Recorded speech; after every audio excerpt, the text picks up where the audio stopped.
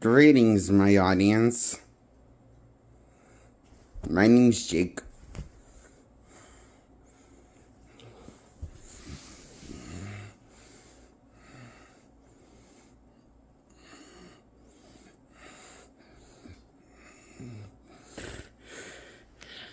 You know what? I'm going to talk about a movie I actually really enjoyed. It's a Marvel movie. I give it a 10 out of 10. Sure, it's directed by George Lucas and it's live action Howard Duck reimagining, but I enjoy this movie for what it was. I thought this movie was A-OK funny, balls to the wall, imaginative. I give it a 10 out of 10. I liked it as much as Little Shop of Horrors movie. The remake. The one in color, the one that's a musical. Not the one with Jack Nicholson starred in. It was a black and white one. Wasn't a musical. And, so, I think that this is as good as the musical version of Little Shop of Horrors. You know, the remake. I think it's that good of a movie, Howard the Duck. Titled Howard the Duck. From the 80s generation, it's just a brilliant movie. Faithful while being somehow inspiring, taking in a different direction for a more broader appeal audience, the source material. For example, this movie hints at alcoholic, his addiction in the movie. As we see him, we see a little bottle of his alcohol, that he's a bit of a drinker.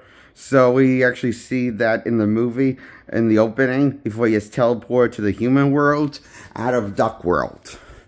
Now, that's actually a very straight out of the origin of Howard the Duck in the movie and from Marvel Comics.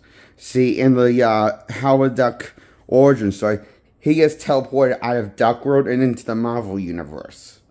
But I guess because it would be too much of a budget, they just put it in our 80s movie cinema world reality. So, yeah, that's where it kind of gets to take more liberties with the source material once he is out of Duck World and into our world. I give this a 10 out of 10. I don't think they could have done a bad job in the live action version, where it's just loosely taken. The setup is different than the characters doesn't break the fourth wall, for example, and he's not in the Marvel Universe, but he's a bit of a troublemaker in this movie, and also in the trouble seems to follow him around in the comics world of Marvel. That's different than how in the movie. How in the movie is more likable. And more of a kid-friendly character. But what can you do when it's rated to a G audience? Marketed to. Not that much. Yeah, I have to dumb out the character humor and a crude that's known for being a bit more edgy with his humor and his character. And but hey, that happened with the Turtles that happened with the Turtles when they got translated off the comic book panels and into the 80s cartoon that made them a household name. Sometimes you gotta sacrifice what was the original artist's intention for a corporate sellout, for a broader appeal, to make people know the character more. Right? And that's what this movie succeeds at.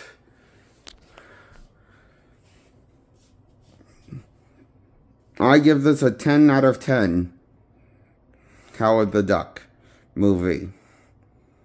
Like, subscribe to this video content, And I'm going to do another video now, review, because just 5 minutes I'm in. And I want to end it just 5 minutes. So, I'm going to give this movie also a 10 out of 10. That's,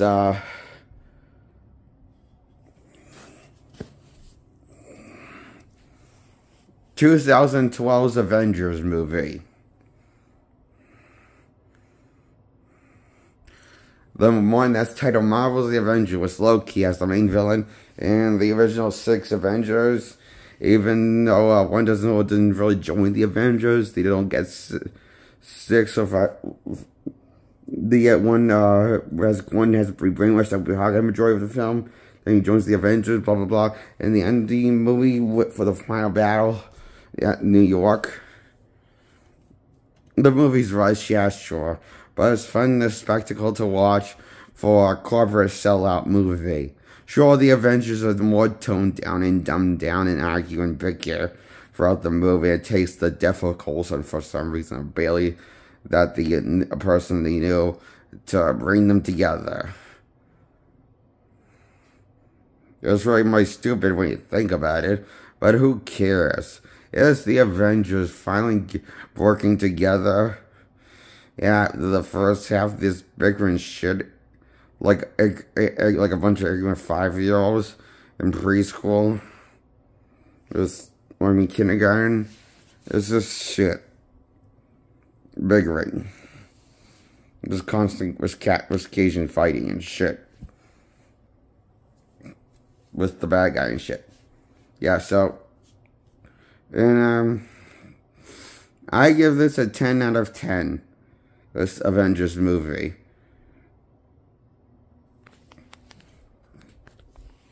It's a great movie. Enough to give it a 10 out of 10. And I give this other movie from DC called Batman and Robin a 10 out of 10. It's another great movie. It's a great fucking movie, the 1997 Batman movie. That's the movie with this groundbreaking, incredible performance by her best performance and her best role since Kill Bill, Uma Thurman as Poison Ivy. She's awesome as it.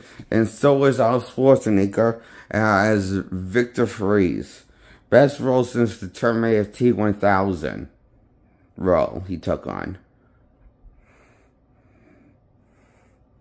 Classic performance of his career.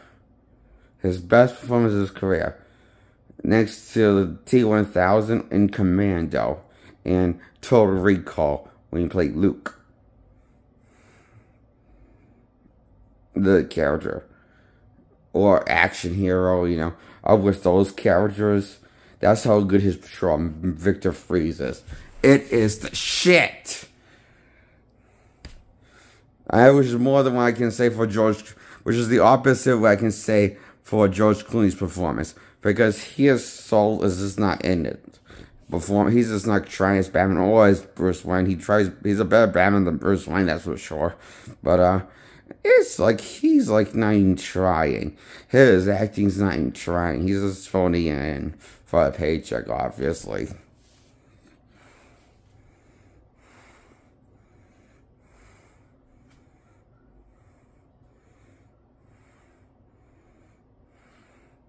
Chris O'Donnell's as good as ever as Robin, reprising his role from Robin. I wish they got Val Kilmer back from playing Batman and Bruce Wayne in this movie instead of replacing him with George Clooney. I think that was a huge mistake.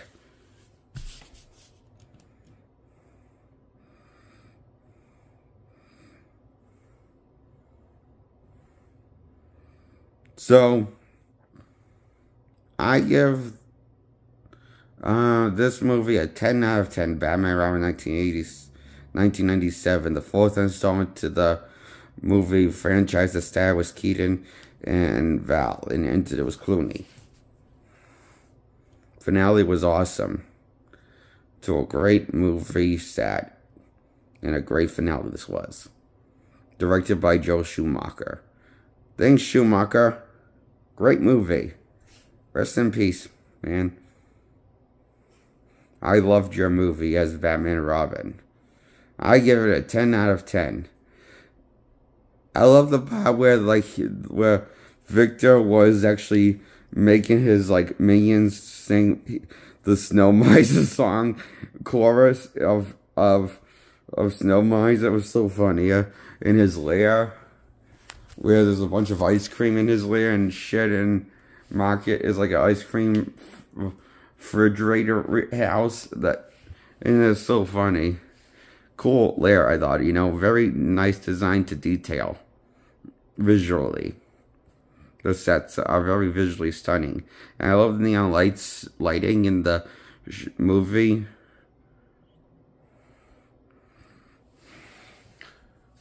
Especially when it's on Victor Freeze to make him like at the end, to make his neon blue lights light up more, showing when he's in the dark on his suit. That's pretty cool. I love the suit reimagining of the suit, very inspiring.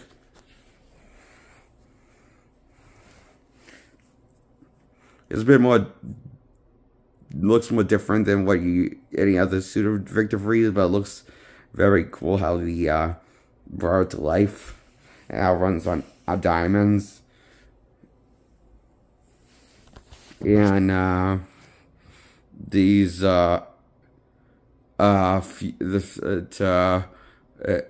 feel his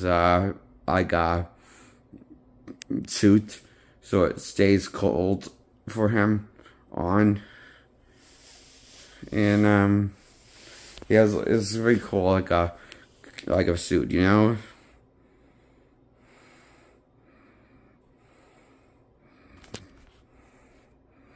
And sometimes it like runs low on energy. This is pretty close, like, you know, it's not always charged, you know. It's kind of, it makes it, and it's very cool how this movie knows how logic, like Victor Freeze's weakness and strengths work. And I don't think they could have get a better person to play Victor Freeze for the time. And he really does bring Victor Freeze to life, and this can make a later take on Batman story with the Bat family. And Alfred's dying, great story, but that really adds some weight to the story when you find out Alfred is dying of the same illness of Victor's wife is dying of, why she's being freeze. So Victor can find a cure. And so he's found a cure for like the earlier symptoms, just not the symptoms for what his wife needs. And so Batman asks for help to help him treat Alfred, and talks to him like a human. And it's a nice performance from George Clooney. I was really surprised that he actually tried, and delivered that one line was a good performance in that. I like how he I will say I do like his moments with Alfred. When he finds it, when it's revealed to us that he's dying, to us the audience, I mean, I like the story, and I like Barbara Gordon, even though she's returned to Barbara Pennyworth, related to Alfred instead of Jim Gordon, who's also in this movie. I mean, I don't know why they changed the history, but maybe it's because Jim Gordon's always been a bit of a butt of a joke, and doesn't really do that much productively as Jim Gordon, you know.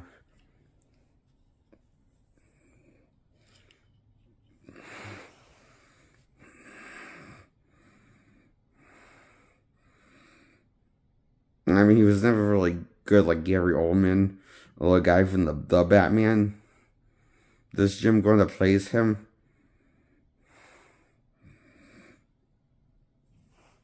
I think it was miscasting for this guy to play Jim Gordon all the 4 times, you know? I just didn't really like see was, and the thing is, this is the one time we see Jim Gordon do something useful in his career as a police commissioner. He shuts the the switch off, just switches the switch, so the power is the heat comes on, and as people stop freezing with them and freezing cold, like a cold like freeze level cold needs to be. And so well, like he freeze already has his heat, his suit charge and stuff. So he try to arrest Freeze, and freezes and kicks them all down like a roll of dominoes. These men, Gordon's men, that try to arrest Freeze. So great spectacle this movie is. It has a great climax. And I wonder what happened with those professors that Batman left to die on the edge in the freezing cold, where this is just ice on the edge. And are they okay? I don't know. I don't know, but that's not the point. The point is Batman saved the day again, and most of the day. And reverse what Freeze did with the freeze machine. Right. That was freezing Gotham.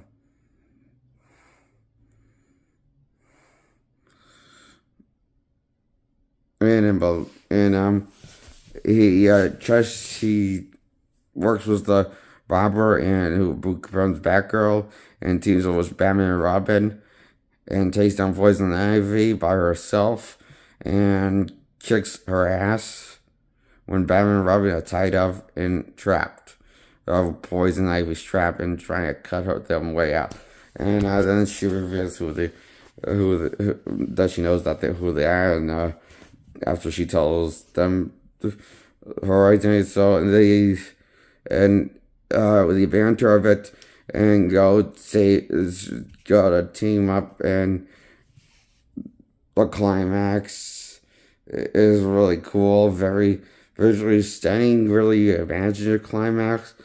And I love how Batman just says Gloom's Batman actually says this line, "The heat is on." How he says it, as if it is like a funny catchphrase. But he makes it sound like a badass. I mean, this was a funny movie, but it was meant to be. But it was also really action-packed. Like the Adam West show was both. So was this. This was both also. This was just genius. 10 out of 10. That's my review on Batman and Robin and Marvel's Avengers and Howard the Duck in one video. Goodbye. Subscribe to my content. Like this video, please. Next time, goodbye.